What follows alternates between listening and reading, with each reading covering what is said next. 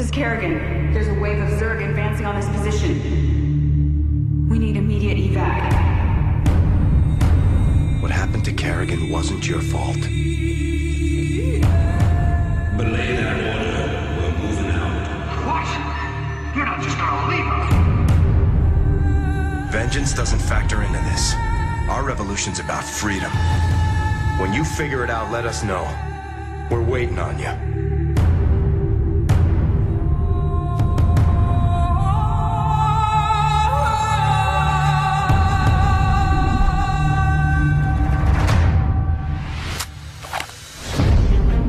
Sir, Dominion ships warping in. Sweet mother of mercy. About time we kick this revolution into overdrive. Feels like old times already. The answers you seek lie within. Jim Raynor represents a clear and present threat to this Dominion. Prince Valerian, we have Zerg attack waves incoming. Kerrigan. What's she after? She's come to finish the job. Raynor, you're in way over your head. We'll see about that. Tell me why I should kill you right now. Because I can offer you what you've always wanted. If the Zerg wipe everyone out, it's all been for nothing. Stand your ground! So I'm going back to Jar to get the job done. Now that's the commander I've been waiting on. Because the one thing I know, some things are just worth fighting for.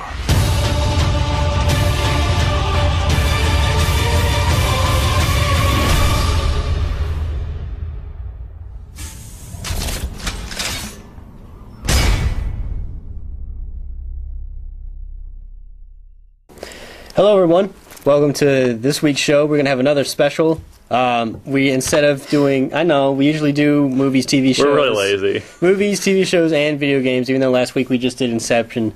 Well, you know, it's a slow summer. Introduce your name. Well, hold on. You just introduced your name. He never does this. Because we're not to that point I yet. feel like we're a married couple sometimes. We act like it. So, we're going to do a special. We're not there yet. We're going to do a special where we're just going to talk about StarCraft 2 because it obviously is probably the most anticipated game of the year. RTS of the year.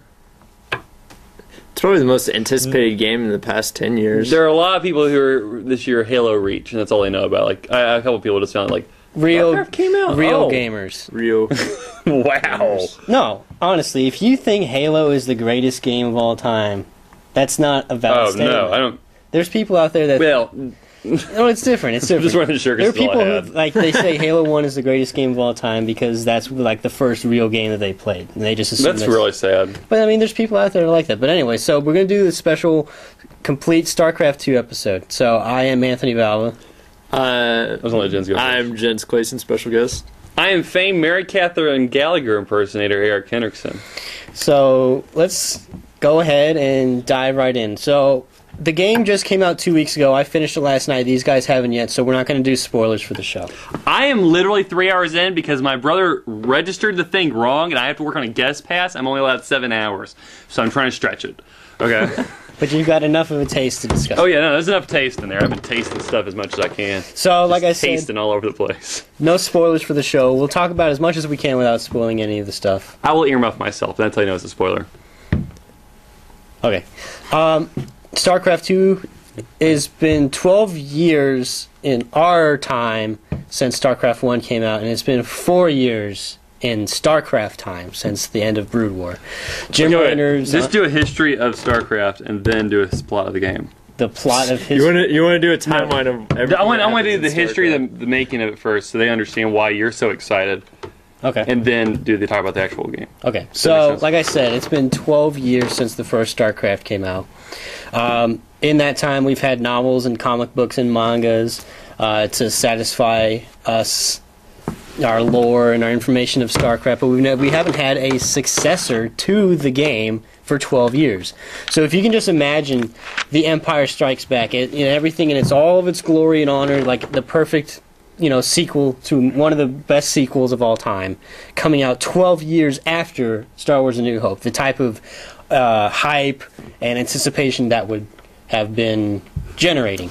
This is kind of that same way in the RTS aspect, because StarCraft is the granddaddy of all RTS games. It is the, I'm gonna have to argue that. Well, I mean, like, it is now, like StarCraft 2. It's not the first RTS game, but it's the one that did it right. I don't know. I enjoyed Warcraft 3 a lot more than I enjoyed the original StarCraft. But I don't know if that's because of the improved graphics and the different things they added, but StarCraft 2 I think is way better than Warcraft 3. I think if StarCraft 1 wasn't as big of a hit as it was, there wouldn't be a Warcraft 3. I agree with you there. It's also I'm taking notes. It's also the main RTS of tournaments. Now, granted, they have a Command and Conquer and Warcraft 3, but when it comes down to Call of Duty, when you think of RTS tournaments, Just kidding. StarCraft is usually the first thing that comes to mind. It's also South Korea's national sport. And that's not. That's not. That's we're not. not a We're joke. not. That's it's not not a racist. joke. That's not a joke. It seriously That's serious. is. Like the people there. They have planes. They have a StarCraft 2 airliner. They have StarCraft tournaments where the players get paid millions of dollars. They have StarCraft branded Doritos and sneakers and Nikes and ads in subway tunnels telling people not to litter because the Zerg Overmind would be upset. I don't get it. It's just like a phenomenon that we will never understand in America. Truly. I'm gonna find something we can. Video game wise, you won't. I think the only thing that Halo. No, Halo has more. No, I mean for Americans, Halo is StarCraft. Okay. No, Do you understand what I'm thinking there? it's not Because as- literally, like everybody plays Halo. Comparatively, it's not as big as StarCraft is there. I know people out there that are, What? We're a big country. I know we're a big country, but that's what I'm saying. Like per capita, like StarCraft is like. Now let me say something before, because I'm like talking about Halo. I don't love Halo. I just kind of like it. So don't. it's a good shooter for the console. Yes, it's a decent shooter. It's a halfway decent shooter. I don't like the multiplayer. I always get killed. Well, the thing with Halo is that it's definitely the most marketed genre in Yes, America. I feel like- Not genre, but franchise Franchise. in America. So that's why it's in a lot of people's minds. But I guarantee you, like 40-year-old, people that have never played a game aren't going to play Halo. Yes, my dad played Red Dead Redemption. You're more likely to play World of Warcraft. If anything. More the casual. That's true. I used to know like older people who would play. That's their first game was WoW. First guild I was in, I was the youngest person in my guild, and I was 18 years old. Right. And see, I think more people who, like, when Halo Reach comes out, I don't believe there's going to be some people that have never played a Halo game that will pick up Halo Reach for the first time. Yeah. But I think the people that haven't played StarCraft will pick up StarCraft 2 for the first time, because I say a lot of the World of Warcraft people will, because they've gotten the Blizzard, they've got a taste of what Blizzard can do, quality-wise. And Yeah. so I think they'll be like, you know what, I'll give this a shot. I think they're advertising it well. And also because they've got the 7-day pass. Yes, Or a which is- 7-hour pass. It's really obnoxious, because especially when you actually want to actually play the game. Exactly, And but you're I not mean, some jerk who wants to play for 7 hours. if you've never played StarCraft Sorry. 1 and you're interested in it, just because it's made by Blizzard, it's a good way to get Yeah. It's a good segue. Exactly. It's a gateway drug. World of Warcraft is a gateway drug for Blizzard. World of Warcraft is the cocaine, and StarCraft 2 is the heroin. Oh, wait, we probably shouldn't say that. This isn't Shuby. We can have that out. I'm sorry. Anyway. So 7 minutes in. we've established the Progress nil. the StarCraft in our society and Korean society. So let's go into the actual story. Well, hold on. of One StarCraft. question I noted on. Brood Wars, you don't consider that a sequel? Yeah. Brood War is an expansion pack. It's an expansion pack. It's not a full-fledged sequel. Okay, that's all you okay, you're going to say, okay. Just like how Dragon Age Origins Awakening Was just like a... is an expansion pack, it's not a sequel. I never understood that. We guess it just expands on the main story. All it does, an expansion pack is like 4 downloadable contents. In How one long was package. Brood Wars? That was longer, though. Brood No, War it's was 3 campaigns. It was 3 campaigns. Yeah. Each campaign was about 7 missions, except for the Zerg one, which was 10. That still seems like a whole sequel to me. Quantity-wise, it is, but Yeah. they for like the multiplayer, they only added maybe like 4 additional. Oh, okay. games. So they didn't really add that much. It's just kind of... As far as the story's concerned, yeah, it is a sequel. It was DLC. Yeah, exactly. It's like I said, expansion packs are like 4 DLC packets in one. Yeah, I know what they used to be like, but I always kind of considered it part sequel to it. Right. So let's go into the story a bit of it.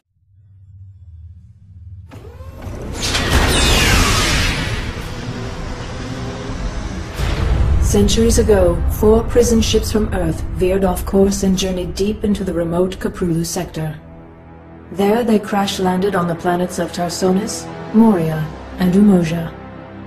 Cut off from Earth, the survivors established colonies throughout the sector. The largest, Tarsonis, was founded by a powerful yet increasingly oppressive government called the Confederacy. Spurred by the terrible acts of this government, Arcturus Mengsk formed the Sons of Korhal. This rebel army fought to overthrow the Confederacy and liberate the Caprulu sector. Even as Mengsk and his resistance fighters fought to overthrow the corrupt Confederacy, a much greater threat confronted the Terrans. Without warning, massive alien warships appeared and surrounded the Confederate planet of Chau-Sara. Calling themselves Protoss, the aliens incinerated the planet's surface and then mysteriously withdrew. The planet had been infested by another type of alien, the Zerg. These monstrous creatures threatened to overwhelm Terran space, and the Protoss sought to eradicate them before they spread. The Zerg had already reached the neighboring planet, Marsara, and Marshal Jim Raynor fought to save the terrified colonists as the Confederate government abandoned them to the alien menace. The Sons of Korhal intervened, saving thousands of lives from the rampaging Zerg and enigmatic Protoss. Disgusted by the Confederacy, Raynor joined the rebels and met Sarah Kerrigan. Kerrigan was a former Confederate ghost operative, and she shared Raynor's desire for a liberated Caprulu sector. They grew close as the battle with the Confederacy escalated. But Mengsk went too far in his hatred and ambition. He ordered devices placed on the Confederate capital world of Tarsonis to lure the Zerg and annihilate the population. The Protoss, led by Executor Tassadar, decided to help the Terrans defeat the Zerg instead of purging the planet of life. Mengsk sent Kerrigan to stop Tassadar's interference. With Kerrigan battling the Protoss, the Zerg overwhelmed Tarsonis and decimated the population. Having achieved his goals, Mengsk left the planet and abandoned Kerrigan to the aliens. Sickened by Mengsk's treachery, Raynor quit the Sons of Korhal. He raced to the planet's surface to save Kerrigan, but was too late. No trace of her remained. Having destroyed the Confederacy, Mengsk crowned himself Emperor of the newly formed Terran Dominion, a government that would prove to be just as corrupt as its predecessor. Raynor mourned the loss of Kerrigan and vowed revenge.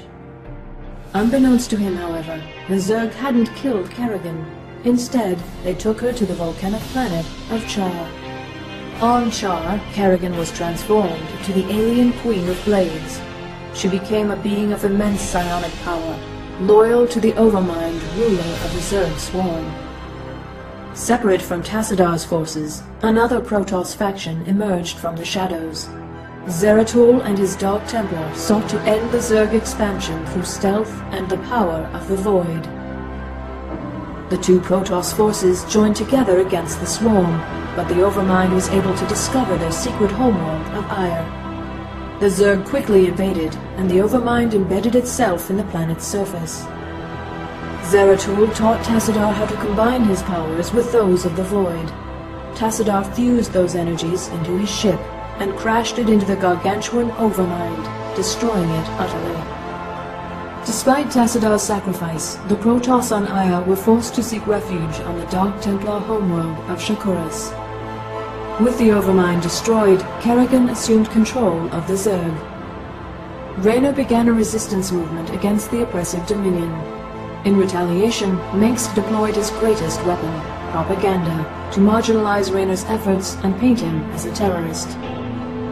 It is now 4 years later. Kerrigan and the Zerg have remained ominously silent. Meanwhile, the Dominion has grown in power and extended its influence throughout the Caprulu sector. Raynor and his forces, plagued by low morale and lack of resources, continue their struggle against the Dominion. Victory against Mengsk, however, seems more distant than ever. What happened? So it's been 4 years since then. Jim Raynor he's been starting his own revolution against Minsk. But Minsk has got an upper hand where he has the media, he has, everything and anything at his side. So Jim Raynor's got to fight all the propaganda. And he has a bar. Yes. Joey Ray. That's a cool bar. Speaking of which, just before we get to this, continue the story, there's a lot of Easter eggs in StarCraft 2, such as Joey Ray's bar. Because in the intro for the first StarCraft, they have like some Terrans that are in space salvaging some wreckage. I remember that. And the guy's like, What you got for me out there, Joey Ray? and now we have Joey Ray's bar. Mm-hmm. So it's like, I see what you did there. Anyway, so it's been 4 years. Jim Raynor has started his own revolution called Raynor's Raiders, and he's trying to get his revenge on Minsk for betraying himself as well as putting Kerrigan to the Zerg. You finished the campaign last night? I finished it last night. 20 hours, finally finished it. Very satisfying ending. Extremely satisfying. Stay tuned for part 2. There are 5 storylines in the game. They answer 2 of them. So 3 of them are left open for the Zerg campaign and the following Protoss campaigns. Okay. That's not good. So let's dive right into the gameplay since we've established the story. Gameplay it's StarCraft. It's great. It's a real-time strategy game where you select units to move through a field to attack other units, and it's all in real time, so you don't have time to go, what's my next maneuver? And you collect minerals and energy, and it's kind of like doing very basic stuff here. But each unit is specialized in some way. Like flamethrower units are good against infantry, tanks are good against everything, especially squashing your enemies. Crushing them. Or if you're like me, you just throw Sing everything at for you. everybody and hope it works out. Sound like Conan there for Greens a second. And there's 3 groups basically in the process are Terrans. Yes. And they each have individual units that are different, and they all have different abilities and different specializations. It's a very rock, paper, scissors gameplay. Because on Protoss, like their energy building is just like a crystal, isn't it? I haven't played the first. I haven't gotten multiplayer What yet. they use, everything relies on pylons, and what those are, they're like energy crystals. And you don't need like people to collect with those, do you? No. You still need people to collect minerals and Vespene gas and Pylons and are everything. like supply depots. Yeah. No, okay. Not only do they provide, But then they have like some special advantage, like where the humans yeah. you have to just send the SVCs or SCVs. SCVs. Okay, I'm getting my initials mixed up. SCVs are like the mineral collectors. For those of you who never played the game, workers. they're the workers. And for the Protoss, they have probes, and they're the workers, and they collect minerals and they collect Vespene gas. However, the advantage they have is if you're a Terran, you need one SCV to build a building, and he has to stay with that building until it's built. The probes, they can just they warp a building. I'm thinking Warcraft 3. They warp a building, and then they can go back and collect minerals, and the building will build by itself. So they each have advantages. And the thing with the Terrans is they can build anywhere and anywhere. And the Protoss must be within the perimeter of a pylon and the energy that a pylon puts And don't out. Zerg have to build on that? They have to build on creep. That nasty. Don't they move faster on the creep? Yes. Yes. So that's also an advantage to the Zerg. If they can play their cards right, they can build what's called a creep highway from like one base to another. And literally, like whenever Zerg is on a creep, they move like 50% faster. And they look kind of like the aliens from Alien. They have the elongated head, and crazy. They have like mandibles. And Kerrigan's the bad girl. She's the Queen of Blaze. She's, like I said, the leader of the Zerg. If you ever saw the case of Brood War, she's on the front. Yeah. Like that. Oh man, I looked right into the light. That wasn't good. Okay, so that's all the basic stuff. Like I said, gameplay, it is StarCraft. I mean, if you played StarCraft 1, StarCraft 2, it's going to feel wholly natural. I mean, the hotkeys are almost all the hotkeys are exactly the same. Mining minerals and building buildings is all the same. Except this time you can the point or the summon or what is it called? Warp. No, not the warp point. Like whenever you click a building and you tell them to go. Waypoint? Waypoint, yes. The waypoint, it actually goes like the first one. I always hated that. The waypoint, whenever you tell them to go to minerals, they just stand by the minerals. They wouldn't actually collect them. So you can do that? I didn't know that. Yeah, you can. I've used it for everything else. I didn't use it for them. So with your command center, you build the SCVs from your command center. So whenever they pop, they get done, they kind of just stand outside it. But if you send a waypoint from the command center to a group of minerals or gas, as soon as the SCV is built, it'll go mine the gas or the minerals. So you don't even have to tell it that. That's cool. I didn't know that. So I've been using the waypoints for everything else, like put my soldiers, and I've been placing them with that, but I haven't really. Right. So it's very effective. It's a great way to help boost your economy. So, like, say you have like 3 workers, and those 3 workers are going to be building buildings the whole time. So you can just set a waypoint to your crystal, so you can just hit SCVs over and over and not have to worry about, oh, I need him from building this, because you've already got a group of guys designated for building. So you can just hit SCV, build, and then it goes and they mine their minerals type of thing. And I think the gameplay works so well, just the basic gameplay. Okay, let me guess. Last time you played it was last week? What, the original? Yes. I played it the night before it came out. Okay. And when was the last time you played the original?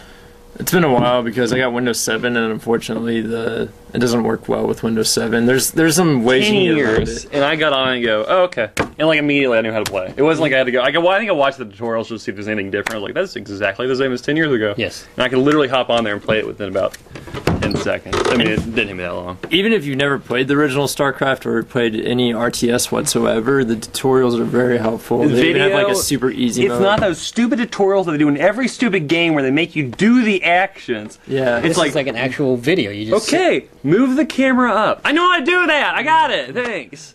Yeah, it's just like watch the video and you're like, okay, that's cool. Yeah. So controls are great. And the controls are so good that I can literally, because I'm playing the Max, it's a little different. But. And if you've never played before, every time you get a new unit, a little icon pops up and you can click on it and it'll be like, oh, this is a Goliath or this is a whatever, and it's good for doing this. And you can. It has the tech trees and it has individual soldier listings and the help thing. Like the help is so well organized. You know, you have your tech tree listing. You're like, okay, I know where to go get this. You're never lost. Yeah, it's so well organized that even me, who's not smart, can sit in there and go, okay, I got everything I want, and I know how to get things easier. It wasn't like I was going, I don't know. Yeah. I just knew it. It was pretty cool. You never had, I mean, even the instruction manual is just like a quick guide. It's not really an instruction manual. I didn't look at it. It's not very thick. It's like 2 pages, I think. Yeah. How to install. How to run. How to install. Put the disk in. How to run. Hit the icon on the desktop. You touched on the research abilities. Let's talk about that for a second. That is a big difference between StarCraft 2 and StarCraft 1 is this RPG element that they put into it. With StarCraft 1, you had your Marines and your Firebat and the Vulture and the Ghost. And I mean, what it was like at the beginning of the game you had your Marines, and eventually you got the Firebats, and eventually you got the Vultures, and as time went on you slowly got new units. So at the end of the game you had all the units. And it was whenever Blizzard decided you needed to use this unit was when we'll give it to you. They give you a new one every mission, don't they? Yeah. I haven't noticed a mission where I haven't got a new one. Right. In StarCraft 2, you have the ability to choose which units you want at what time. So whenever you have a choice of selecting multiple missions, or you have like 3 missions at a time you could choose from. And depending on what mission you choose, you'll get a new unit. So if you choose this unit, you get the Reaper. Or if you choose this if you choose this mission, you'll get the Reaper. If you choose this mission, you'll get the Vulture. And you can do it in any order. It doesn't affect the ending. Exactly. It doesn't affect the ending in any way. Because I was like, I better help the colonists first. Although I think that item they're giving, that unit they're giving me is not going to be as helpful as this unit. But you can listen to the mission briefing before you select it, so you can be like, I bet in this mission, I bet I could use Vultures a lot more effectively if I had them. So I'll go ahead and do this other mission first, get the Vulture, and then come back to this mission. So there's a lot of strategy involved with it in deciding, what units you have, what units you could have at the time, depending on what missions you do. And you get to upgrade them. Yes, and that brings us to the Armory. The Armory is, each mission you can get, like, so many credits from helping out somebody or gathering an artifact that you sell to a research company. You get credits, and with these credits you can go to the Armory and you can have your Marines. You can research stem packs for your Marines so they shoot 50% faster for like 20 seconds, or you can have them increase armor so they get plus 10 to health. And you can also do this with vehicles to where, like the Vultures, they have mines that they can lay down, and once after they lay the mines, they're done. Right. Like I have my bunkers, like more people and a turret on top. Right. So now I have an automated turret. So, like with the Vulture, you have like 3 mines, and you can lay down the 3 mines, but you can upgrade it to where you have the ability to purchase mines during the game. So the Vulture will never be out of mines as long as you have minerals. And like you mentioned, in buildings, you can upgrade your bunkers to where they have like a turret on top, where they could have more health. And you could, both of these cost money, so you can eventually buy both of these. And each mission gives you like 110,000. I'm at 110,000. I bet it increases each bracket, kind of. It slowly increases, but it's basically enough to get 1 or maybe 2 upgrades before yeah, and you can sit there and go, well, that's 50,000, that's 40,000, I have 90, I can fit that in. Exactly. Or you can just go, well, that's 90, and it's big. So like the medical thing, the medic's double health or quicker health was 110,000. Yeah, I saved up. Obviously, like the really good upgrades are going to cost more than the lower upgrades. And as you mentioned, buildings can do it, but also ships, airships. So like the battle cruiser and the Wraith. Whenever you get to that point, so you can upgrade via the armory. Then there's also the cantina, where you can go talk to a shady person. Oh, you hire mercenaries. That's exactly. cool. You can hire mercenaries. So like specialized hero units. Mm-hmm. You can like whenever as the mission progresses, you'll run into more mercenaries in different types. So like the war pigs are 4 marines that are like they have 75 health instead of 45. They deal like 12 damage instead of 7. So they're like super marines basically. Mm-hmm. And each time you start a mission in the game, you have a mercenary camp. And you click on that, and you can purchase mercenaries from that. Now, granted, you can only, say, like, purchase 2 groups of war pigs per mission. And you can do it, like, it takes, like, a 5-minute cooldown, then you can purchase your exactly. You can't just... And then you have 5 minutes for that group again, you have to wait. And they cost money, and then they cost resources. Yes. Also, they cost resources in general. And so... But they're epic units. They're great units, and if you're definitely in a pinch, like your base is being overrun, you could call in the mercenaries really quickly, and they drop via drop pods immediately. But like you said, you can only purchase 1 group, and then you got to wait 5 minutes, and then you can purchase that group again. But you can purchase others of the same group. I mean, like, you can't purchase all... like, the war pigs, you can only purchase, like, 1 war pig, wait 5 minutes, but you can, at the same time, you can also purchase the firebat group. I don't know what they're called. Hellions or something. No, it's a car. But whatever. And then, like, you can purchase the next group. I only have 3 right now. Exactly. So. And they're also pretty cheap to purchase them, I've noticed. Yeah. Like 10,000. It's like, I can afford $10,000. Yeah, and once you hire them, they're with you forever. It's not like you have to go back and rehire them type of thing. And every single type of unit, you get the Marine, the Firebat, the Marauder, the Banshee, the Vulture, and it goes all the way up to a battle cruiser, which is awesome because the battle cruiser is a pirate battle cruiser. So the captain's got like an eye patch, and it's called the Jackson's Revenge and all this stuff. Nice. So it's very cool. So from the cantina, you can go to the laboratory. And at the laboratory, you mentioned you can find... On each mission, you can find either Protoss artifacts or Zerg artifacts, or on a couple of special missions, you could find both Zerg and Protoss artifacts. And these are a little out-of-the-way things that you just have to, like, go to a Marine to go collect it. And once you collect it, you don't have to, like, bring it back to the base. It's like you run into it, you get a type of thing. And you collect these artifacts over time. And after every 5 artifacts that you can collect, you can get some sort of an upgrade. So, for example, with the Zerg artifacts, you can research how their carapaces increase their armor. So you can have, either increased bunker armor, or you could have a turret on top of the bunker. Yeah. Now you can't have both. So whenever you select, like say you select the more armor on the bunker, that's it. You're set with that. You can't get any more. You can't go back and be like, oh, I don't want that. I want the turrets. Like, you're done. So you got to be careful, and depending on how you play the game, is how you'll choose the upgrades. And you get more. You get a different upgrade every 5. Exactly. Every 5 upgrades, you're given the choice of every 5 artifacts. You're given the choice of 2 upgrades, in which you choose one of those. And then you go to the next. After you get 5 more, you can choose from 2 different upgrades, and after that, you can get 2 different upgrades, up to 25. Not upgrades. Like after you got 25 artifacts, that's the end of the. And sometimes they're like I don't call them upgrades. They're like perks. Every 5 you get a new perk. Like sometimes the perk is a ship. Right. And sometimes it's you don't have to build that building anymore. It just drops down. Right. So you get like different perks. And the Protoss, there's a Protoss group, but you do the different missions and you get different.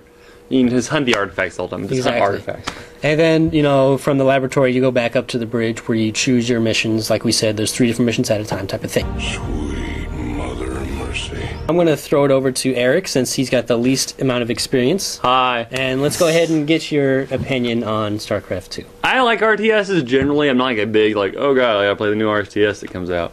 I played StarCraft 10 years ago. I watched my brother play it when he played it, so I kind of know the story from that, but it's been like forever and a day. I played a Warcraft, so I've played all these games. I enjoy them. They're fun. I usually don't finish them a lot of times. I'll just kind of play them and go, oh, that's cool. But I really like this game. I'm kind of mad that I only have 7 hours to play. Because I'm like, oh, crap, now I gotta actually buy the whole thing. Instead because my brother's an idiot. No offense. Happy birthday. But like, I don't know. I love that. And I love the game. I think I wish the graphical settings on the thing were a little more varied. Like, I wish I could just turn it all into like a 2D plane so I could run perfectly smoothly. Like, I'm running on my Mac, so it's kind of like, it runs all right. I can't have the graphics popped up all the way to high def, which I want. My Mac can run it, but every time it's like more than 40 units on the screen, it kind of pops. I love RPGs. I love Western RPGs and some Japanese RPGs. I love Western RPGs. I like upgrading stuff that feels like when I upgrade something, it makes a difference, and it's not just I'm getting a new item so I have a different look. This game, I think, succeeds in that regard because you have an RPG element by purchasing stuff on the ship. I love purchasing things. I have that problem. Like going in there going, okay, I want my medics to heal faster and longer and harder. It works so much wonderful for me. It's just fantastic. I like doing that. I like that you get, it's almost like you get the research, the Zerg research and the Protoss research. Yeah. Are they both called research? Yeah, they're both called research. One's like chrysalises and one's are artifacts. But you get those, and as you collect more of them, you are allowed better, like special bonuses. But you only get like 1 of 2 each time. You get like every 5, you get like 1 of 2, and that's awesome. Because I'm like really like, did I get them all this level? Oh, I didn't. I gotta go back and play that level again. Yeah. But I've actually got them all so far. So I actually physically look for them to make sure I get them all. And then there's an achievement system, and I'm an achievement whore. So I will go in there and look for achievements. I'm like, okay, I get that achievement. I missed one by a minute, which really pisses me off. That's my fault because I dilly-dallied around the first 30 seconds of that mission. Jens, your opinion of the game? It's great. Well, the first computer game I ever played was Warcraft 2. My brother introduced it to me when I was 8 years old, and I loved it. And so pretty much every RTS game that Blizzard has released since then, I've played. And I've even gone back and played the first Warcraft. So I'm a big RTS fan. I think that's the only game that that's the only thing. It should only be played on computers. Like, yes. There's no way you can play it on a console. Like, I tried playing the StarCraft for Nintendo 64, and it was I didn't like it. Yeah, I don't know why people do that. But yeah, I know. It really sticks with the RTS elements. They don't really change anything much. One thing I was disappointed in that I liked on previous RTS games, mainly Warcraft 3. But again, you can't really consider Warcraft 3. It's what they call an RPG, or RTS RPG. Mm-hmm. On Warcraft 3, you have the hero character, and pretty much based on how many enemies you kill with that character, you'll get experience, and you'll level him up to level 10. And each time that character levels up, you learn a new spell, or you can upgrade a spell. And in StarCraft, they still have the hero units, but it's not like that. You don't gain experience, and you don't upgrade those individually, but you upgrade the army. You upgrade your army instead of upgrading the individual, which I mean that's still good. Yeah, that's StarCraft. But I mean, I still wish you could add like a rocket launcher on Jim Raynor, or like something cool like that. You know, like I mean, it doesn't have to be spells because it's obviously not a fantasy world like Warcraft is. It's like I can see where that'd be useful, but I think. But I mean, and that's very, very small. Like I'm 99.9999% satisfied with the game. That's the only thing I wish they would have added on. But it's not. It's definitely does not make it a bad game. Yeah. It's still amazing what everything they've done with it, and I love it. It's great. I wish I could put more time into it, but unfortunately I have to work and pay bills. So I have that life thing to deal with. I have that life. Girlfriend aggro. Okay, Anthony, your turn. So I think it's pretty obvious that I'm the StarCraft aficionado between the three of us. I know, it's crazy, huh? That's crazy stuff. So, I mean, I'm really big into single-player games. I love a good storyline in a game. Like, I love the Mass Effect 2, I love Red Dead Redemption type of thing. We don't like to read, okay? I like multiplayer. He likes to read. I do. StarCraft novels. I like multiplayer, but I'm not going to buy a game just for multiplayer. Yeah. For example, like Unreal Tournament is fun to play, but I'm not going to pay $50 for it. Yeah, I rent those usually. I mean, like I said, I'm a single player type of guy. So between StarCraft Brood War and StarCraft 2, there's been a whole lot of lore released via, short stories released online, novels, comic books, and mangas, and I've read everything that there could be. I've purchased crazy stuff like the StarCraft board game. I've imported products from Korea. It's just like, this is my obsession, is StarCraft, just because I love the storyline of it, and it's a fun game to play. So like I said, I've been waiting 12 years for StarCraft 2, and I bought it at midnight. I got the collector's edition, and I played 18 hours that first day. Should we show them what comes with the collector's edition? Dog tag. Jim Raynor dog tag. Also doubles as a jump drive, which also comes with the first StarCraft battle chest on it. So the first game and Brood War, in case you've never played it. Right. But it won't work on Windows 7, so... Like I said, I got the collector's edition at the midnight release. I went home immediately and I played for 18 hours, just because I missed work. What? I played for 18 hours because I wanted to know what happens in the story, and I didn't get through it, so I finished it up last night. And I gotta say, the storyline is fantastic. The people at Blizzard know that it's not just gameplay that makes a game. A lot of the time, it's also the story and how engrossed you can get with the characters and the twists and the plots and all that type of stuff. And they hit the nail on the head with this game. I mean, people, complained and moaned that this would only have the Terran campaign and not the Zerg and Protoss campaign. But I gotta say that because of the Terran campaign, they had the ability to flush out a huge storyline that encompasses anything and every question I had, every thought that popped to my mind about what Jim Raynor could do, what he would do in this situation, that type of thing. I mean, they bring in characters from games that were never even released, or characters from stories and novels that people don't know about. You get the Ghost from Ghost. Nova from StarCraft Ghost makes an appearance. She was never released. Nope, never in the game, but they kept her around. And like I said, they know what their fans wanted, and they delivered. And I am so satisfied with this game. Like I said, it's just, the single player is it's very innovative in the way that it's storytelling, because RTS has always suffered from the lack of storytelling ability. Because you're always from the above ground, you're almost playing as God during an RTS game. You're not playing as the characters. So what we're seeing is basically Jim Raynor's perspective from everything and how he would react to this situation. You're not playing as Jim Raynor, you're watching what Jim Raynor would do. Yeah. Essentially. And by implementing this type of perspective into an RTS, we're able to really connect with the characters. We're able to connect with Jim Raynor and Tychus Findlay and Gabriel Tosh and Dr. Hansen and Egon Stetman.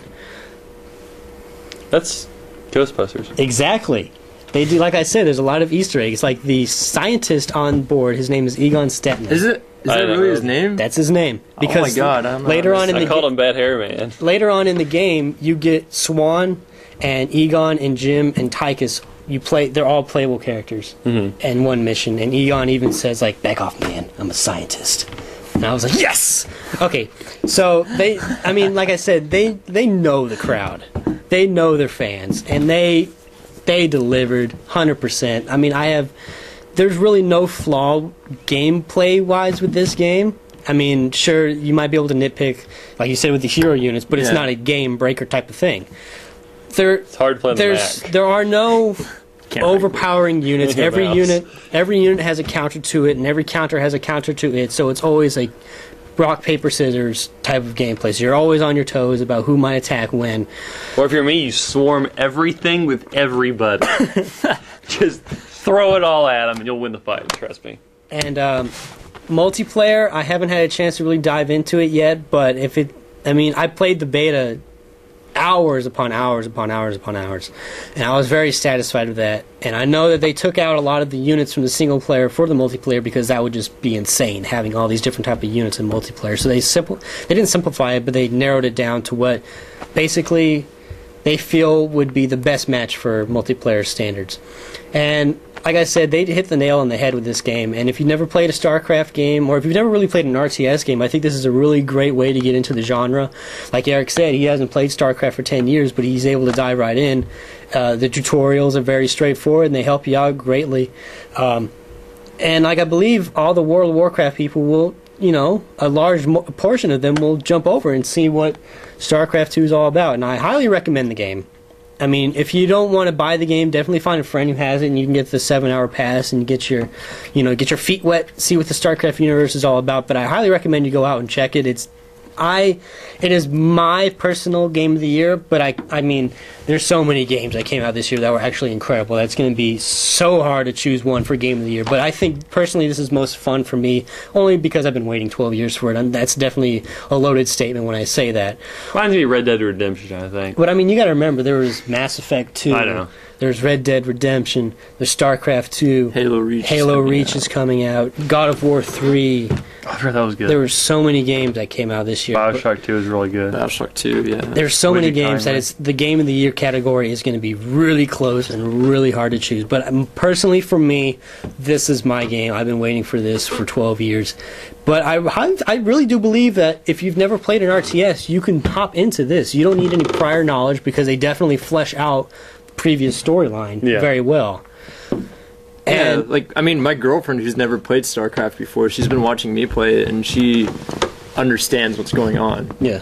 And so it's like she knows everything. She's like, oh, so that's Kerrigan. I'm like, oh, how did you know? And she's like, and I was like, oh, whoa. Yeah, they give you enough information. Yeah, even if if you're still kind of sketchy, but like, well, I want to know the story of the first one, just go on Wikipedia and read it. No, don't read the Wikipedia. Wikipedia sucks. It's not. It's a terrible article. We'll read just like look up StarCraft. Go to Wiki StarCraft. StarCraft Wiki. That's our show. I guess we're out of time. Yeah, about 6 minutes we're over. out of time. But like I said, you gotta check this game out. I think we can all agree that, Hell, it's about time.